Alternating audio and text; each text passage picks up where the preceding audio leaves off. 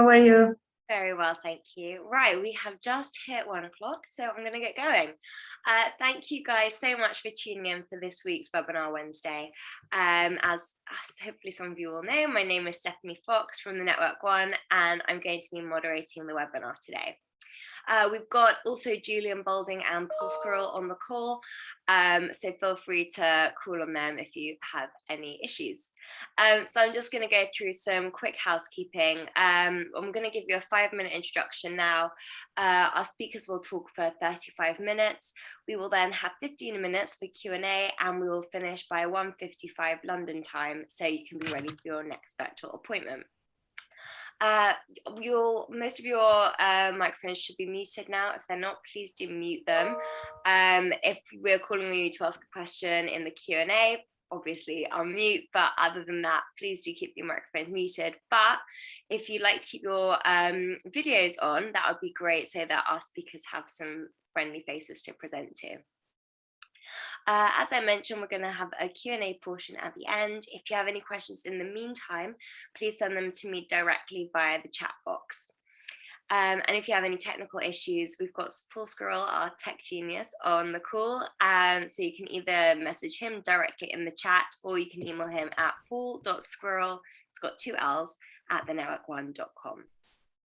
We're currently recording the webinar and we'll host it on our website later, so no need to take notes if you would prefer not to. And if for any reason the system crashes, just wait a couple of minutes and you can log back in with the same link that you already used to log in this afternoon. Thank you very much.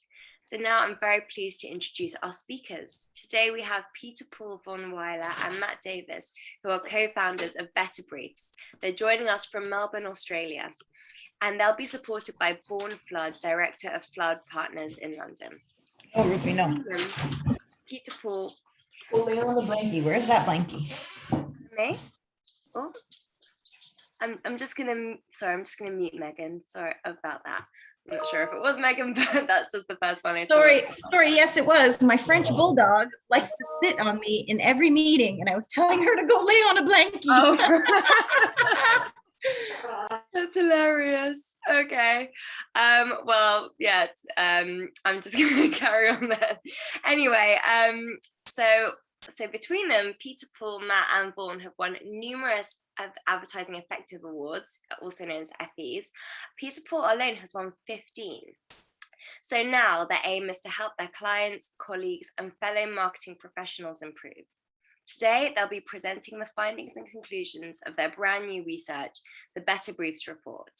So without further ado, I will now turn over to Pieter-Paul, Matt and Vaughan. Thanks, Stephanie. Lovely to be here. Thank you. And good morning, good afternoon, and good evening, and good night if there's somebody from Australia, where we're from. Lovely to have you here.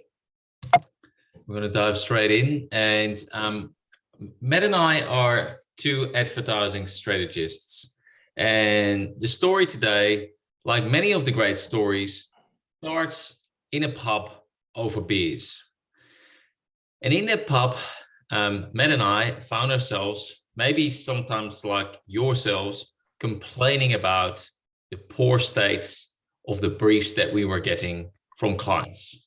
I'm sure most of us have been there. And Matt and I have both worked in multiple countries, UK, Netherlands, Australia, and multiple categories as well. And we wondered if there might be a universal problem with briefs beyond our own grumpy perspective. And instead of what you usually do in those situations, you drink more and you moan more, and the next day you forget about it. The next day we actually woke up and we decided to do something about this. Peter, I'm so sorry to interrupt you, but it says that you're screen sharing, but we can't see any slides yet. Should we be able to? Yes, you should definitely be able to. Sorry, we can't see those yet. Would you mind maybe coming out and trying again with the screen sharing? It was working perfectly before, guys. Is that working for you? No, is it working for anyone else? I don't know if maybe Matt or share the slides on your behalf.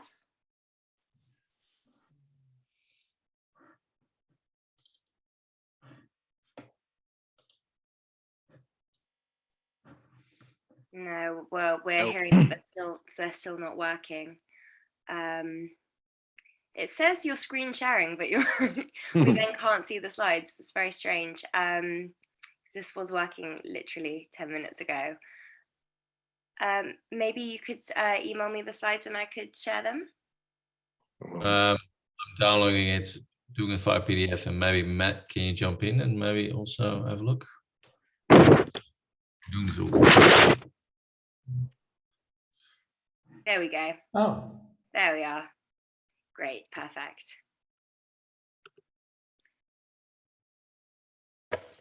Okay, great. We're back on track. Thank you so much.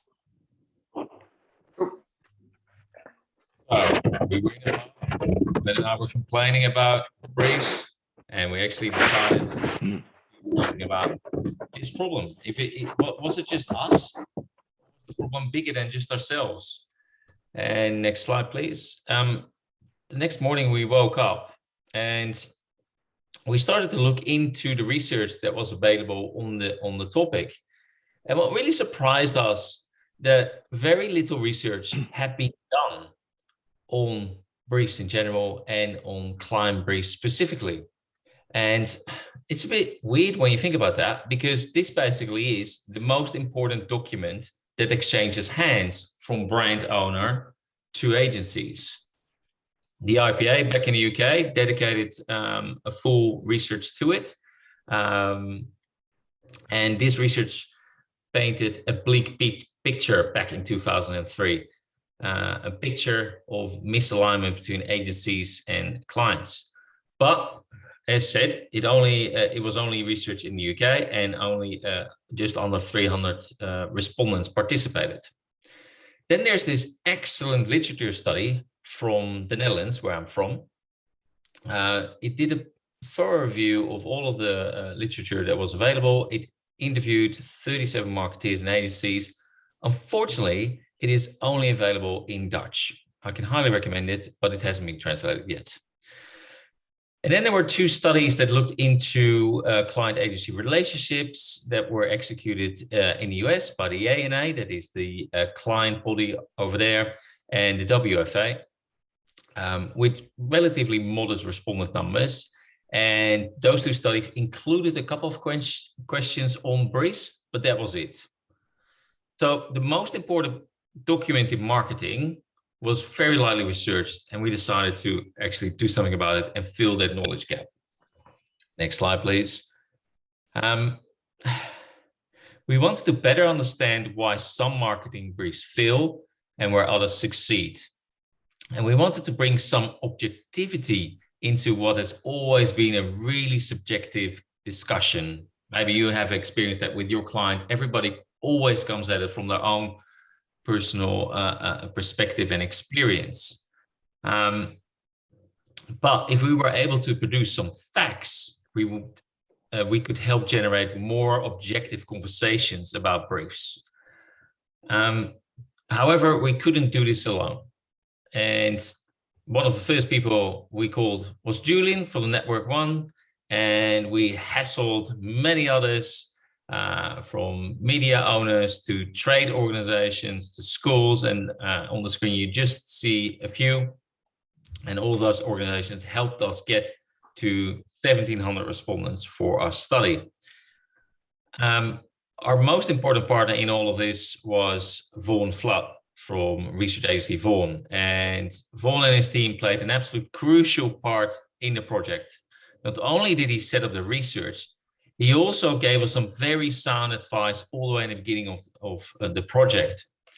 And he said to us, boys, you need to take the anger out of your project, and we need to take a very neutral approach here. And we've really took that to heart. And as you can see throughout the report, everything is very neutral instead of our bringing our rage from that night into the research. So I'm going to hand over to Vaughan, and he's going to tell you a little bit more about how we set up the research. Thanks, guys. Yeah, not big at raging. An important project needs a special survey. You know, something that's going to uncover the feelings traditional surveys cannot reach, and that's, you know, quick plug, but that Flood and Partners is what we deliver. Special research through our award-winning, groundbreaking approach to quant. Basically, the way we see it, the power of your research is limited only by the quality of the questions you ask. You know, you ask better questions, you get more meaningful answers. Here, in this case, we clearly needed to capture those type 1 responses, those instinctive feelings and emotions, using techniques like swipe left, swipe right, made famous by Tinder, of course, bubbling statements and more, things that will just, you know, get people to saying what comes into their head. Equally, at other times, we needed to encourage deeper thought, deeper consideration, to uncover those considered type 2 style responses. And again, we show that they're much better in real life, but questions like this. What was the result? The result was a vivid picture from over 1,700, and I repeat that number, over 1,700 highly engaged respondents. And we know the scale of their engagement. It was very clear from both the quality and the quantity of the open-ended responses that we picked up around the edges. So this is a very big survey. These 1,700 plus responses make this the biggest survey of its kind by a huge distance. And so you can be super confident in the significance of the findings we've got here. These lovely people, and you may well, I hope many of you participated yourselves, came from over 70 countries, covering all the continents, with a pretty even split 55-45% between marketing organizations and creative agencies. So this is where these numbers come from. Thank you, Vaughan. Before we get into the data, I just wanted to touch on a few terms that we'll be using, and just to draw your attention to the color coding. So every time you see an orange chart, or a chart that's colored in orange, that refers to a marketer.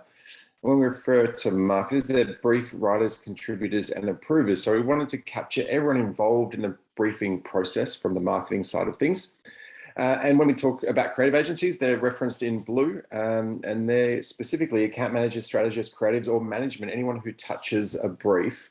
And we wanted to get a broad snapshot to make sure that we were capturing all those perspectives from both sides.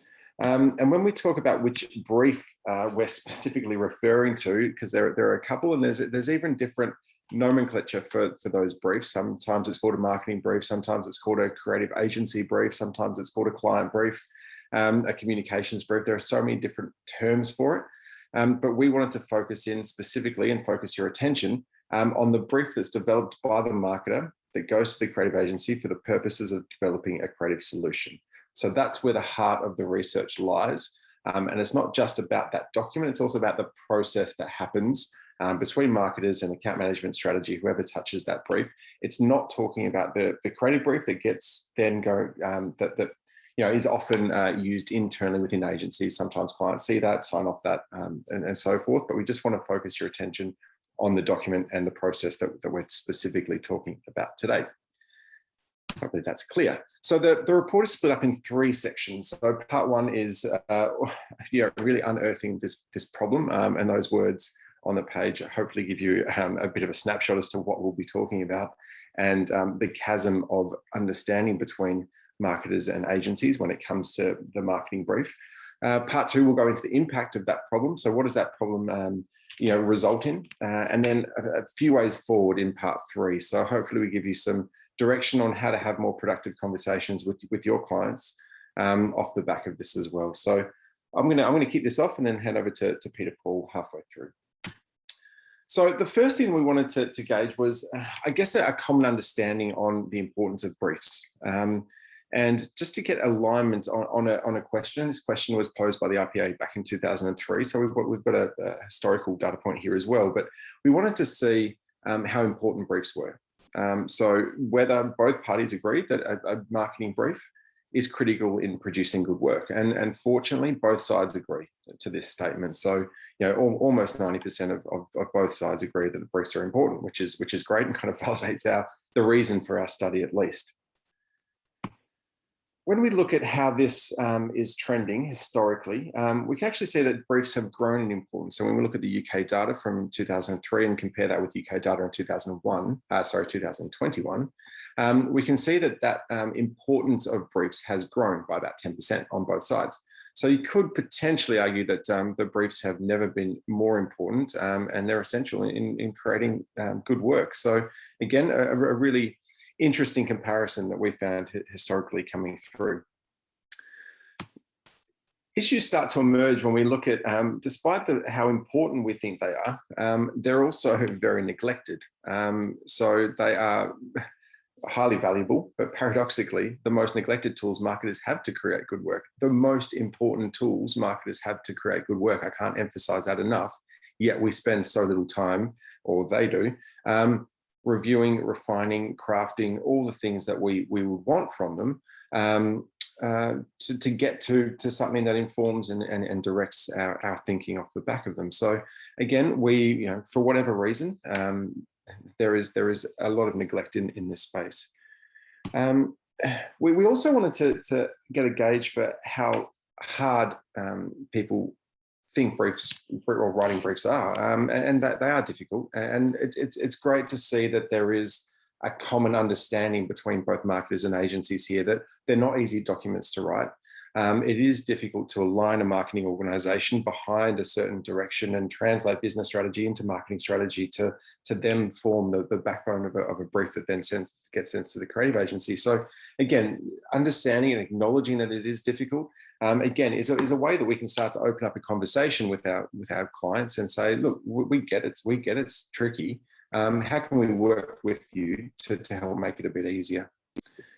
And with that common understanding, I might hand back over to Pieter-Paul, and he can start taking us through some of those chasms that we're seeing coming through the data.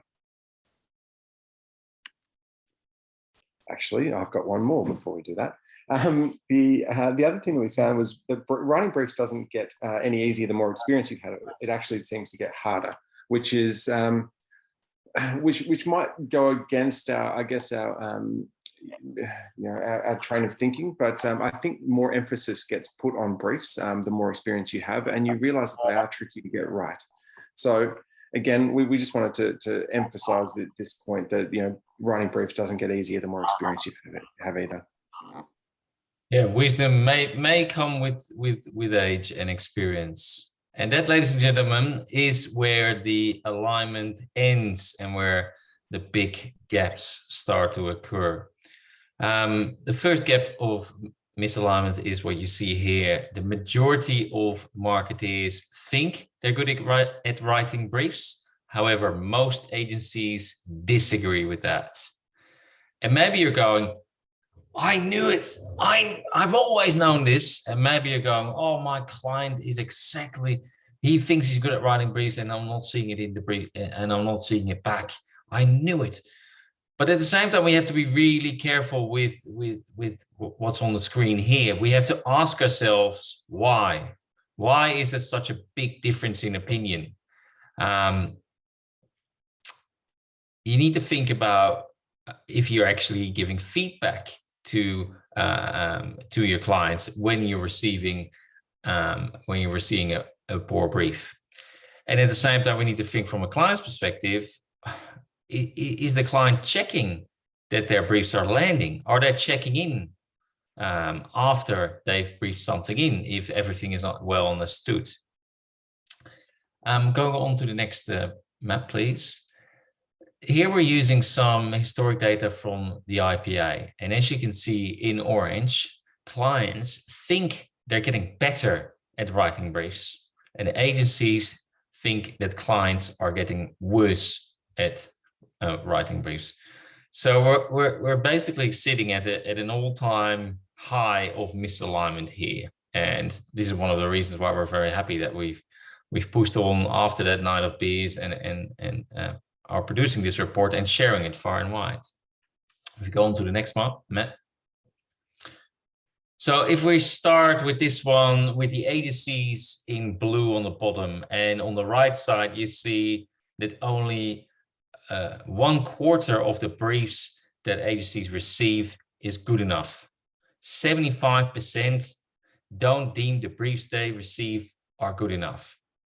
And if we then switch to the marketeers in orange on the top, we'll see one of the facts that really intrigued us, which was 31%, that is 1 in 3 marketeers admit that the last 3 briefs they wrote wasn't good enough. So why would you send a brief to your agencies when you know it's not good enough? And again, we have to be careful to jump to conclusions here. There might be some really good reasons why this is happening. However, remember as well, this is the most important document that is exchanged between marketeers and agencies.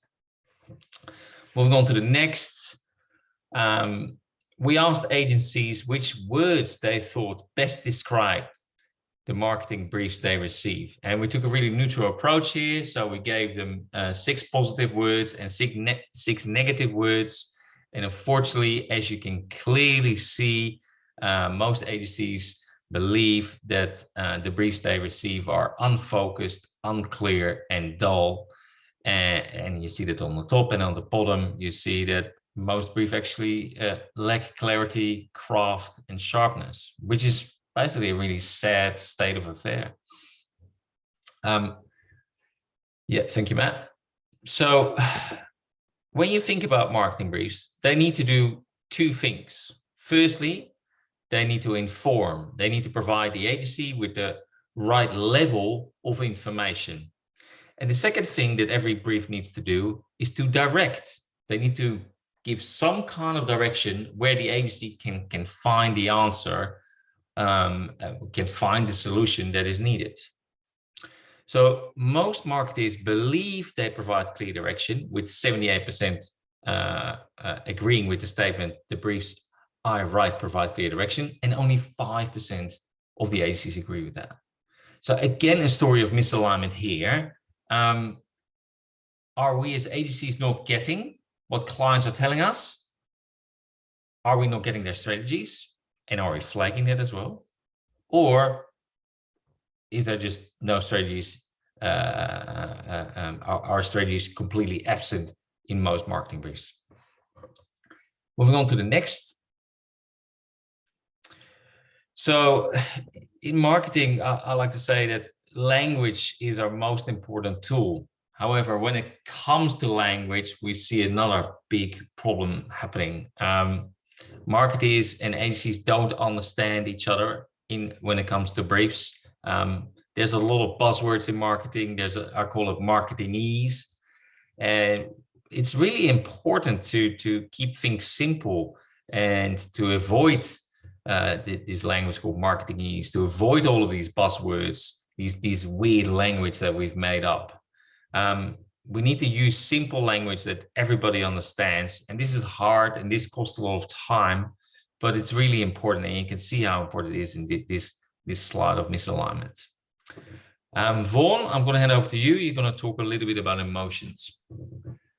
Yeah, I mean, what's fascinating really is kind of seeing what this all kind of ends up with.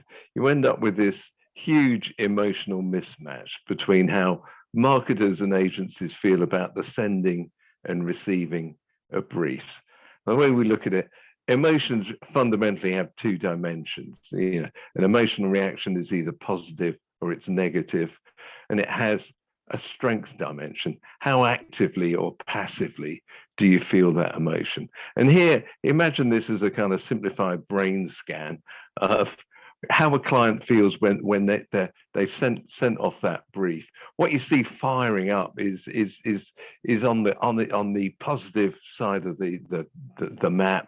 It's positive. Yeah, it's a bit more passive than it is active.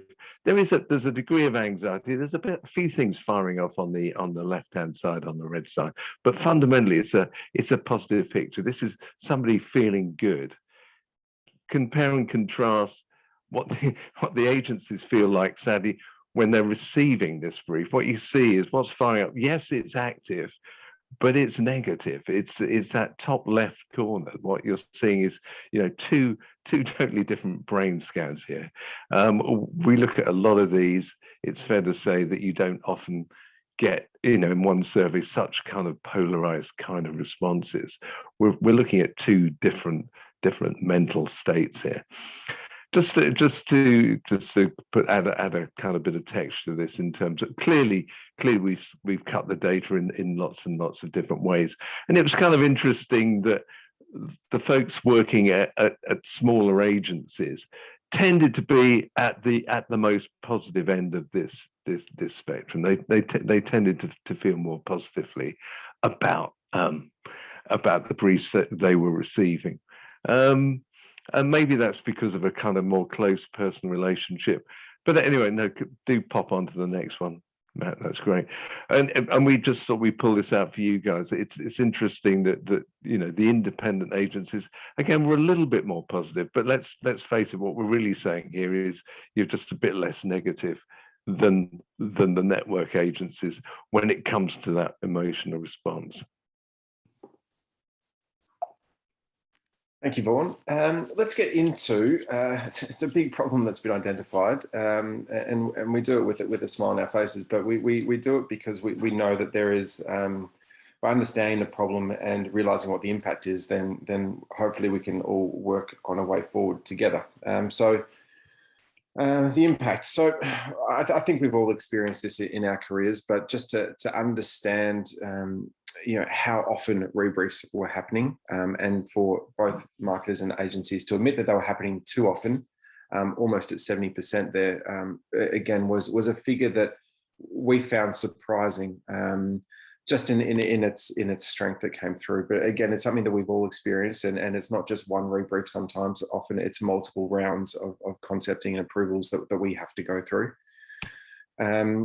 We asked marketers what they thought the impact of a rebrief was, just to start to understand not just the time and the money associated with it, but also the human impact of rebriefs is something that we're very interested in. So yes, lost time and adding to the cost, but the confusion, the demotivation, the damaging relationships, all that stuff is really important, because people get burnt out in our industry and frustrated based on this moment of what should be a really clear and exciting and engaging moment between a client and an agency that leads to creative work. It's the stuff that we get out of bed for and should get excited by. Is stuff that is having a negative impact. And this is one of the stats that I take no pleasure in presenting either, but it's suggesting that the marketers are putting in briefs without strategy, and then using the process of creativity to work out what that strategy is. I'll know it when I see it. It is basically the attitude. 6 out of 10 marketers admit to using the creative process to clarify their strategy. For me, this is one of the most damning statistics, and it's something that's worth having a conversation about, whether you have that directly or you say, oh no, it's someone else, but why don't we just have a conversation to see if it's happening here as well. We looked at this stat. This is actually a statement that was in the IPA study in 2003, just to see if it shifted over time.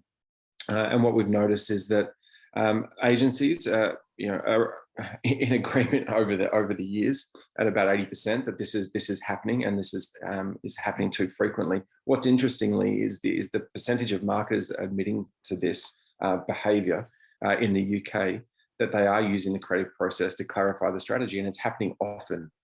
So again, that's a really worrying trend that we need to keep an eye on as well. So a good brief is the starting point of every great campaign. And a brief that addresses the right business problem ensures marketing effectiveness. And getting the brief right means less time spent with agencies and with expensive specialists and people like ourselves. However, as I guess we already expect, unfortunately, with most briefs, the opposite is happening. Most briefs start a negative chain reaction that first leads to shallow thinking from agencies, shallow thinking from strategists like me and Matt, that then leads to a poor creative brief, which leads to confused creative minds, which then generate mediocre ideas that then as a group we present back to our clients, and they're not that happy with those ideas. So additional rounds of concepting and approvals happen and occur, which all leads to more time and more money spent. And we all know what happens. People and staff are less likely and less motivated to work on that brief that has been doing the rounds 3 or 4 times in the agency. Ultimately, staff gets demotivated. Ultimately, they want to work. They're less likely to work on the client, and client-agency relationship get frustrated, and ultimately the client takes the work out to pitch, which is a really poor situation that we're currently in.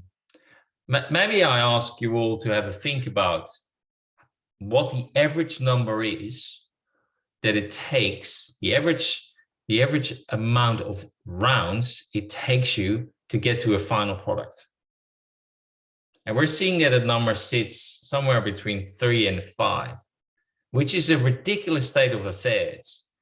If we already know that something is going to take 3 to 5 retakes, there's something really wrong with our industry. Food for thought. We also wanted to put a number on the amount of waste that was happening, and we couldn't ask for an amount because it will be a very difficult job to compare dollars with pounds and all the other currencies on the planet. So we asked all the respondents to estimate what the percentage was of the marketing budget that goes to waste on poor briefs and misdirected work. And what we got back is an average of 33%. And what we saw when we dove into the data, that agencies and marketers are fairly consistent in this number. Agencies estimate it's sitting at about 37%. Marketers estimate it sits at about 30%, and it's fairly consistent throughout the world. Now, the global advertising market is estimated between $900 billion and $1 trillion US. So hypothetically, you're talking about very big numbers here. But on a positive note, if we make briefs better, there's a lot of marketing budget to be regained, a lot of potential power and impact to be re-won. If we now move to the next section, we would like to talk about some potential suggestions and solutions how to make briefs better. And the first suggestion, as you might already expect, is about strategy. So it is really important for marketeers and for agencies to ensure that the brief you receive from your clients contains a clear strategy, because strategic direction has a direct impact on motivation. Agencies are twice as motivated to work on briefs with clear strategies. So next time when you receive that brief from your brand owner, from your client, check if there's a clear strategy in there. And if not, we have to push back. In some situations, it's hard to push back on clients, but think about the negative chain reaction. That is even worse. Then what everybody is screaming for and deeming as the most component of every brief by far is objectives. So we're seeing that more than 60% of marketeers deem it as the most important, but pleasingly, agencies think it's even more important with 71% there. So out of everything else, we just want clear objectives. And I would add to that objectives that actually make sense. Sometimes you get briefs that say, I want an uplift of 10% in sales. That's not a brief that contains a strategy. the client is responsible to give you an idea how the 10% uplift in sales is going to be achieved. So a brief with just a commercial or a financial objective in it is not enough. You need a behavioral objective in that brief as well. What is the behavior that is going to drive that financial result? That is going to help you achieve that 10% uplift in sales. And then we need an attitudinal objective as well. What needs to shift in people's brain to help achieve and realize the behavioral objective that will drive the commercial objectives? We call that linked objectives, and there's not enough of those around. When it comes down to insights, yes, they're semi-important. We do want them, but not by far not as much as objectives, and the same goes for the target group definition. Moving on, Matt. Yep. Thank you, Pieter-Paul. The good thing is that 70% of marketers think that their agency briefings could work better with more structure. So here's a conversation opener for you. 70% of marketers all over the world think that the briefings could be better structured. So not just the briefing document, but how they engage with you, how often they engage with you, when they engage with you, how you ask questions. Are you involved from the ground up in building their brief with them in the draft phase? Again, this is something that you have the power now to hopefully have an informed conversation with them about, and they're wanting it too, which is fantastic. The other watch out for this and in moving forward is that half the time the right people aren't signing off briefs internally within marketing organization or within organizations within their marketing department. So this is from marketers themselves saying that half the time we're not getting the right people signing off our brief. So it's a simple question: have the right people signed off the brief that you've just given us? Because it's going to stop a whole lot of heartache moving forward with every brief. And then we had a quick look at some independent agency versus network agency stats, just to see if there are any differences. And the key point here is around the length of the brief that you're receiving from your clients. So only 16% of the time within the world that you guys live in are you getting a succinct brief written for you. Yes, it's not too different from the networked agencies, but often you're not getting enough information compared to some of those network agencies who are complaining that their briefs are too long. The main point for us here is to just fight harder to get the right information. If only 16% of the time you're getting the right information in your brief, then there's a huge opportunity to start having a conversation around that other 84% that seems to be missing from briefs or is confusing you because there's too much in there. The other thing is to think about training and invest potentially more in training. There seems to be a bit of a trend to have more well-trained staff at network agencies. So when we asked, have you had much training within your work environment, there is a bit of a gap between independent and network agencies with this. So again, it's something to keep in mind, and specifically training within the marketing brief environment, how to receive briefs, how to challenge briefs, how to question briefs that you receive from your clients is just as important as knowing how to then write a creative brief that you then give to your creative department as well. So, and we've got 100 anecdotes of moments when we've pushed back and have been able to get to the right information, but it's only come from understanding. The best clients that we've had have also trained us in their briefing process. Pieter-Paul talks about a training session that lasted 2 days that he had with Diageo that went through each element of the brief and the briefing process and what to expect from that. And that was a great alignment tool in shared understanding. So again, it's about working kind of upstream with them, and then also how you push that information through your agency as well. I guess to leave you on some final thoughts, this is a study of two parties, and we don't think either party is wrong or right. I think we think the responsibility falls on both parties to be better and have more informed conversations about this critical juncture in the information transfer between the two parties. So marketers, we want them to be clear on their strategies. You should want them to be clear on their strategies, and to use clear and simple language.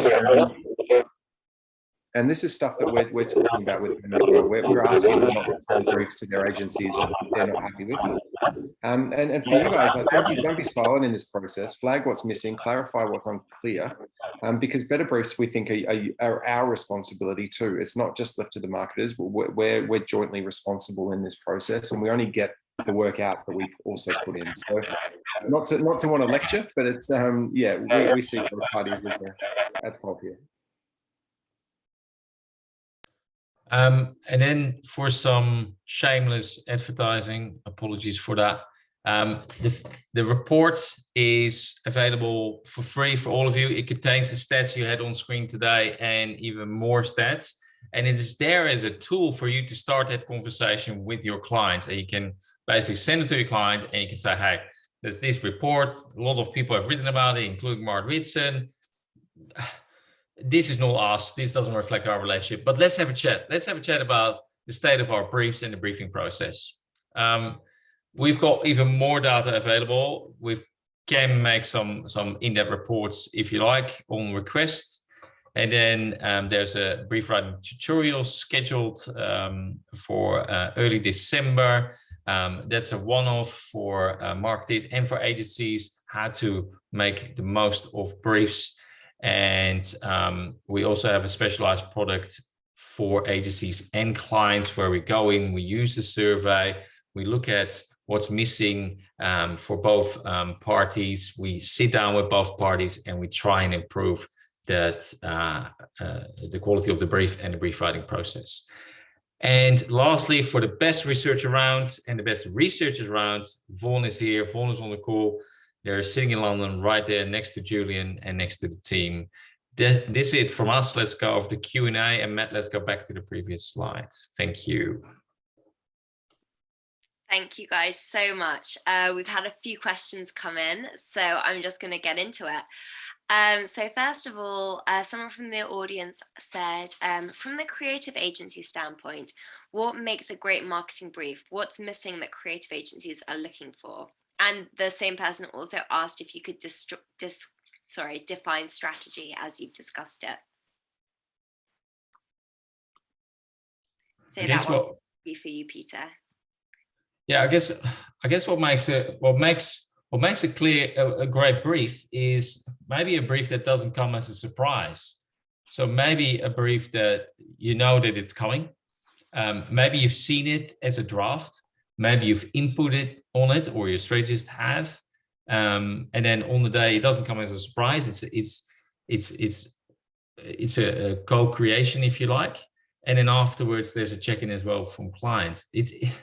We need to see it less as a relay race and more as a rugby scrum. What we deal in is incredibly subjective, right? We are dealing in such a subjective and fragile product, which is ideas, that we can't be Russia and the US back in the 60s. We can't be different parties. We need to work together to make it better. So that's one. And another point I would make there is understand each other's process. Take time to understand how the client likes to brief. And if the client doesn't know how to brief, train them how you like to be briefed. I think that's part one of the question. Maybe part two of the question somebody else can answer. What was it again, Stephanie? It was, could you define strategy as you've discussed it? Yeah, that's way too difficult for me. Let's see what Matt makes of this one. I guess a strategic direction component as it relates to marketing, and maybe I can use my own experience here. When I receive a marketing brief, I go immediately to the objectives section of that brief.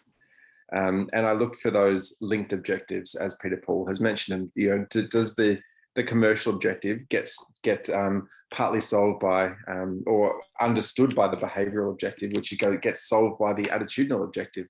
So can we see a ladder of objectives that then form the backbone of the story that the market is trying to tell you? Does that sit then well with the core benefits of the product that they're trying to sell? Does the audience marry up to again what those benefits of those products are? So there's a clear spine that happens through a marketing brief, but it does start with the objectives and making sure that all the periphery that sometimes sits around a brief and puffery is really clear through that spine. So I don't know, that's how I would judge strategy from a marketing brief? Is our objective central to that, and does everything else line up around it? I don't know if I'm allowed to jump in. Just very quickly, I'd say, what strategy is sacrifice. It's not my words, it's somebody else's, but strategy is the essence of great strategic brief is its clarity, its simplicity, the fact that you can look at it and you think, hey, yeah, this makes sense. This hangs together, but it also points in a clear direction. Although I think a discussion of what is strategy is probably beyond the remit of this particular session.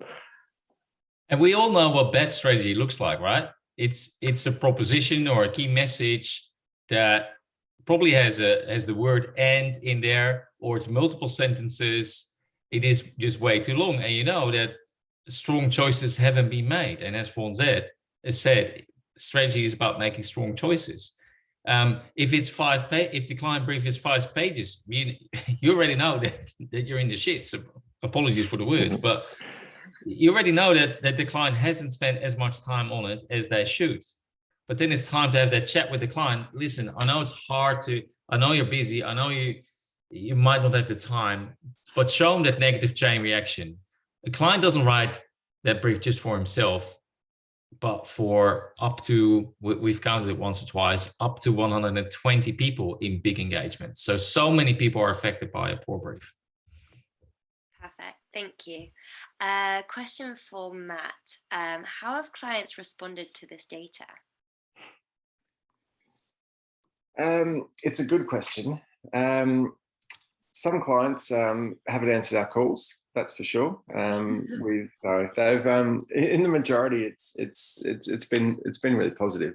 There are some who obviously think this doesn't apply to them. They're in the small minority who are the shining stars within their worlds. And I don't mean to be so facetious with that.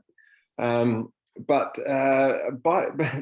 by and large, it's been really positive in that the only way from here is up, and there is only improvement that sits on the table. There is a huge percentage of money that is sitting there unutilized, that is being wasted unnecessarily. So a lot of them has just seen it as a really positive thing. It's opened up a conversation probably that tends to happen behind closed doors at agencies, or some agencies, that this idea of blaming clients for poor work and things like that. They actually don't want that to continue. They want to be part of a more collaborative process that sees the work out the back of it, coming out better. So it's been in the whole super positive. Great, thank you. Another question. This is for anyone. So do you think a single-minded proposition or USP is still important, or is that outdated? It's never been more important. It's never been more important because it's the ultimate summary of the strategic thought of the marketing strategy. It's never been more important. Yeah. And whether it's called the same thing between every client and every agency, and some clients don't like writing them. They don't like being pinned to that single thought. And if you get them to write a proposition, it's very different to saying, can you just write me the simplest message that you can sum up your brief with, and just take the pressure off it a little bit for them. And then get the agencies to kind of, turn it into a proposition or however you do it. But yes, it's still very important for them to be able to summarize their strategy in a sentence that provides that clear direction. But let's separate two things here. So the single-minded proposition is single-minded thinking. Absolute decision-making is super important. And that's what I think is more important than ever, because it demonstrates clear strategy. But think back to the data we showed you. When it comes down to the marketing brief, the objectives are the most important, not the message. The message didn't even pop up. Remember, it was insight and target group in number 2 and number 3. So when you get that client brief, the first thing you should do is look at the objectives. Can I work with them? Has the client really got strategy here or not? And in most cases, unfortunately, the client will not have a strategy, or the strategy isn't clear to you when we look back into the data. Thank you. So we have a question from Pieter-Paul in the audience. Yes, hello. First off, congratulations. Very interesting. Thank you for doing this for the whole industry. The question is the big 60% number that you said of clients who admit that they use creativity as a way of, clearing their ideas and, exploring strategy. Do you have a breakdown of that number that differentiates between when they do this with agency of records, i.e. they're spending money, and as opposed to when they're asking for pitch work, which is free?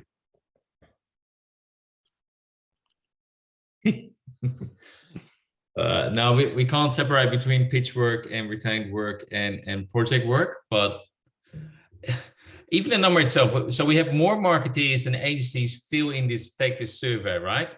From over 70 countries. So I would say it applies to all three of them: pitch work, regular work, retainer, project work, all of that.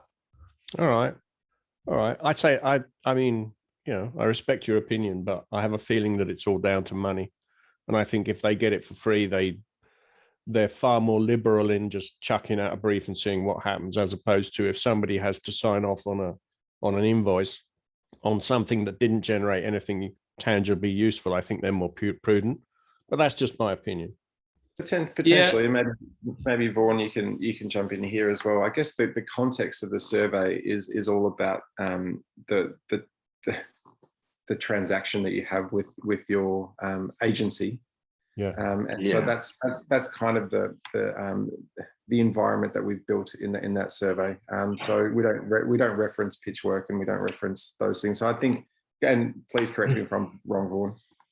No, you're right. I think you're actually, it's a really interesting viewpoint, Peter, and I would tend to agree with you.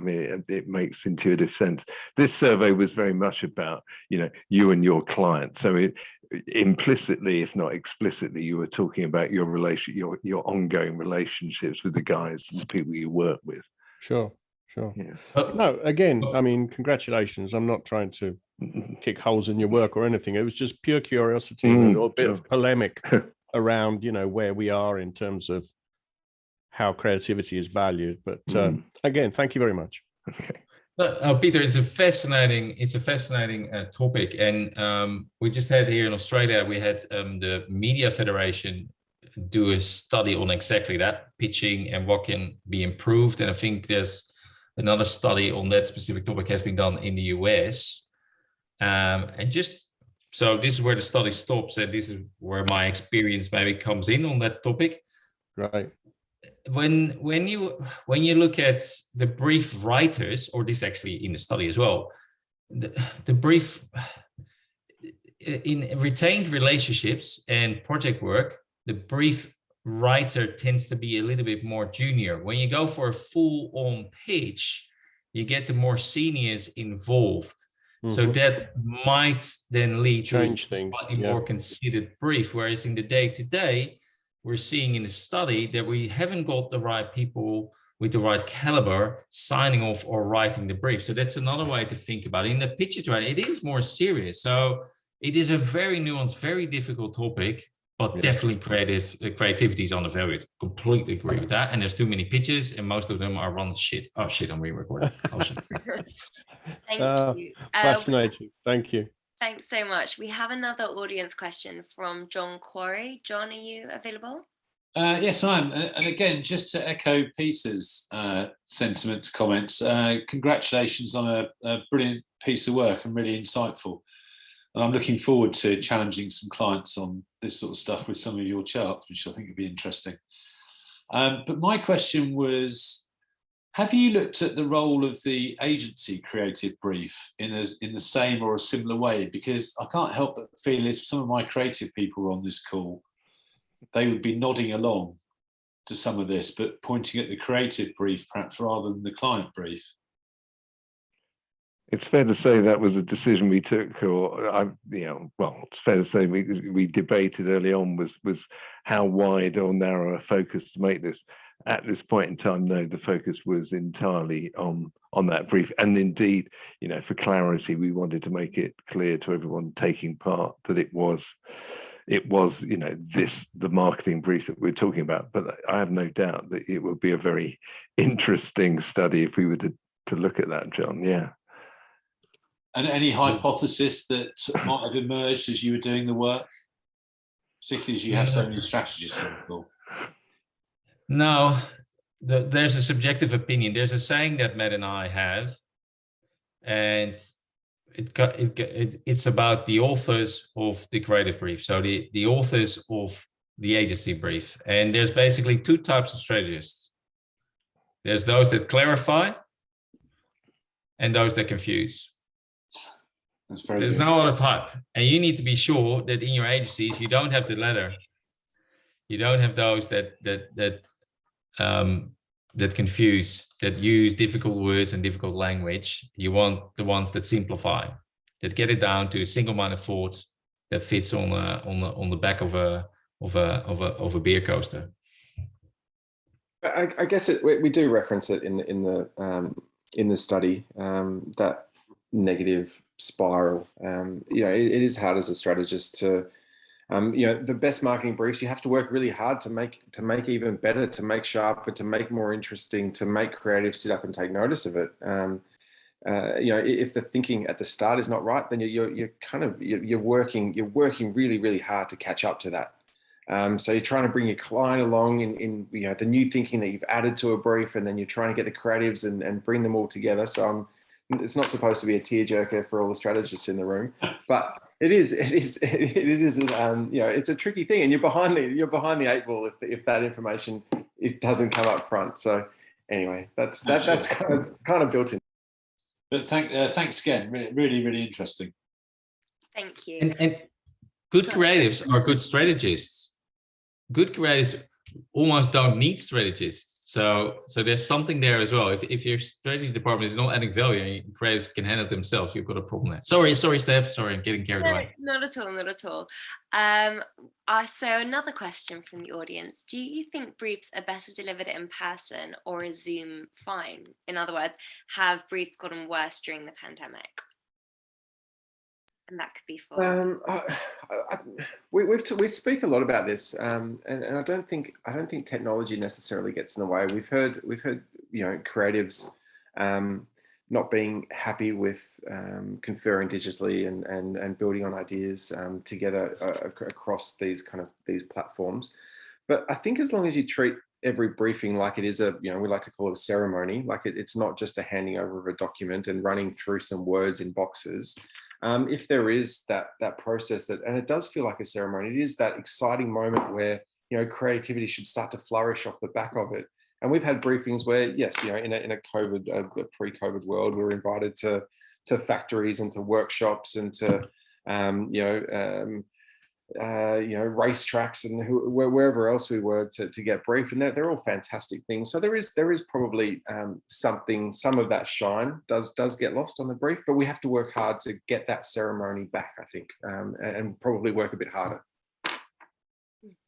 Great, thanks. Right, so I think we've got time for one more question, just to do a quick one. Okay, so in the 1980s, a famous London ad agency used to insist on a complete rebrief if the client rejected the work when it was first presented, because if the work is wrong, it must be an issue with the brief. Is there any value in this approach in 2021? That could be for any of the theory. Come on, Vaughan, you used to be a planner. You used to work. It's probably your agency that you worked at. Indeed, actually. Well, good luck with that. Yeah, if you, I think I know who you're talking about. And if you can get away with it, you are in a position of immense power and authority. And I think that's really what you're talking about there. I mean, I have a lot of sympathy with it. It does, you're putting your professionalism right on the line there, aren't you? If you're saying, it's all down to, it couldn't possibly have gone wrong anywhere else apart from with this start point.